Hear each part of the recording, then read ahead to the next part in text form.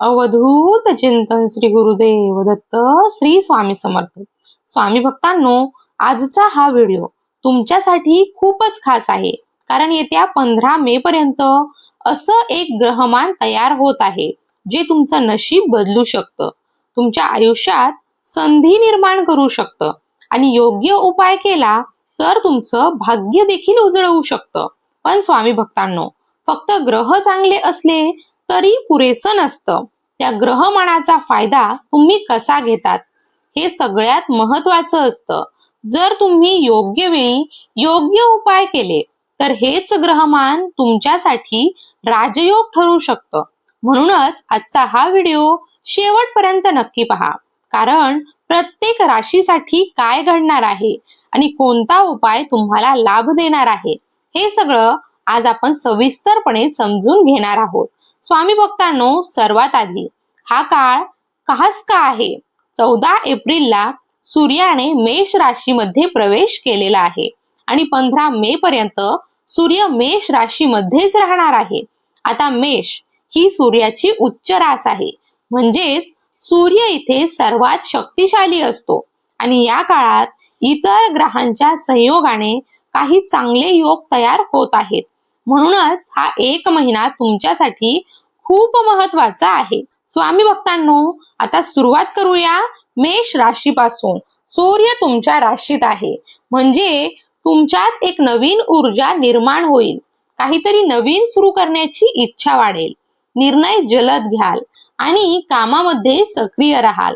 पण घरातील मोठ्यांशी बोलताना थोडं सावध राहा, कारण छोट्या गोष्टीतून वाद होऊ शकतात.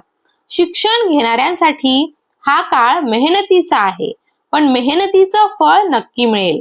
यासाठी उपाय, रोज गायत्री मंत्राचा जप करा, कारण सूर्य तुमच्या राशीत आहे आणि हा जप तुमचं आत्मबल वाढवेल, तुमची प्रतिष्ठा वाढवेल.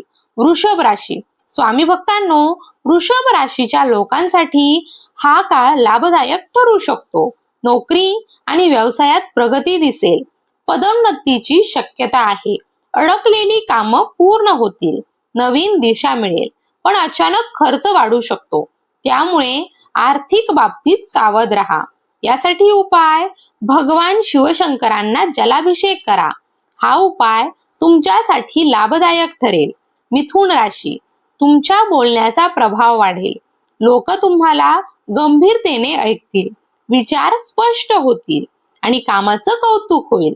नवीन जबाबदाऱ्या मिळू शकतात. यासाठी उपाय, सूर्याष्टकाचं पठण करा किंवा ते ऐका. हा उपाय तुमच्यासाठी फायदेशीर ठरेल. त्यानंतर आहे कर्क राशी. मन शांत ठेवणं गरजेचं आहे.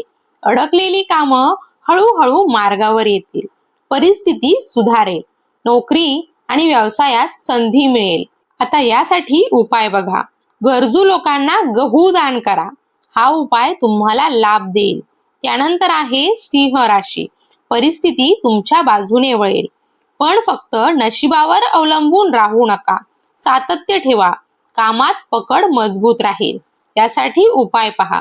सूर्याला कुंकू मिसळून अर्घ्य द्या. सूर्योदयाच्या वेळेला हा उपाय नक्की करा. त्यानंतर कन्या राशी. आर्थिक लाभ होईल, पण सावध राहणं आवश्यक आहे. निर्णय हे विचारपूर्वक घ्या. वाहन चालवताना काळजी घ्या. यासाठी उपाय, सूर्याला जल अर्पण करा, त्यामध्ये कुंकू मिसळा. तूळ राशी. नातेसंबंधांमध्ये तणाव येऊ शकतो, जोडीदाराशी वाद टाळा. समजून घेणं खूप महत्वाचं आहे. यासाठी उपाय, रोज सूर्यनमस्कार करा. यामुळे आरोग्य आणि ऊर्जा दोन्ही वाढतील. वृश्चिक राशी. स्वामी भक्तांनो, हा काळ तुमच्यासाठी परिस्थितीवर नियंत्रण मिळवण्याचा काळ आहे. जे अडथळे, जे लोक, जे प्रसंग आधी तुम्हाला त्रास देत होते, त्यांचा प्रभाव आता कमी होताना दिसेल.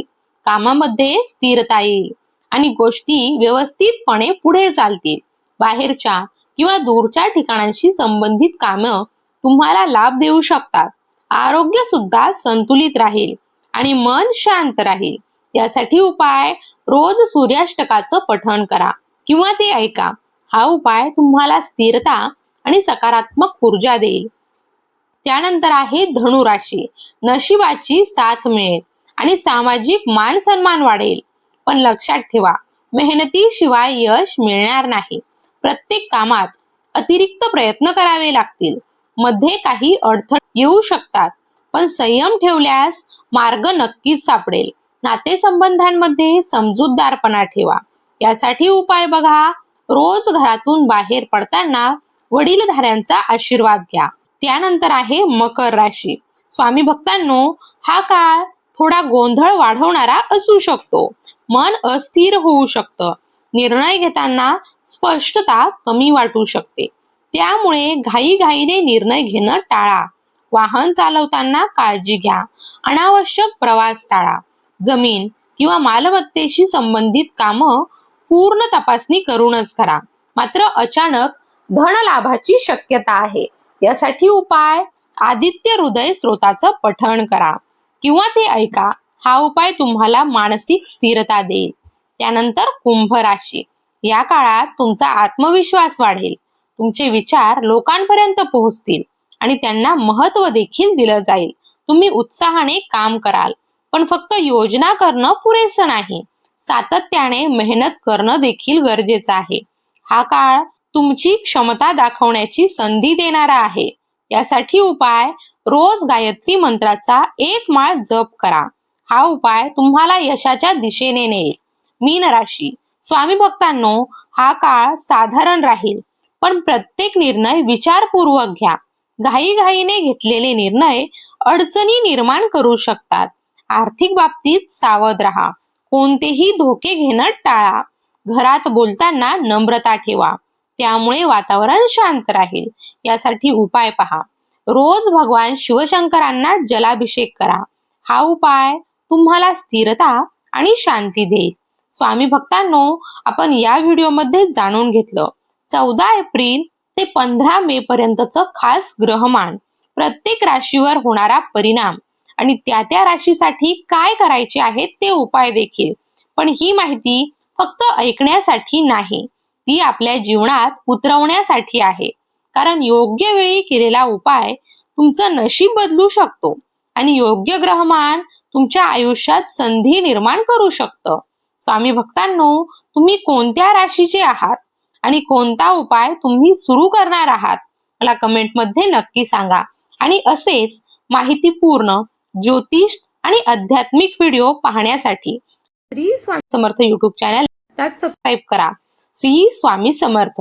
भिवू नको, स्वामी सदैव पाठीशी आहेत.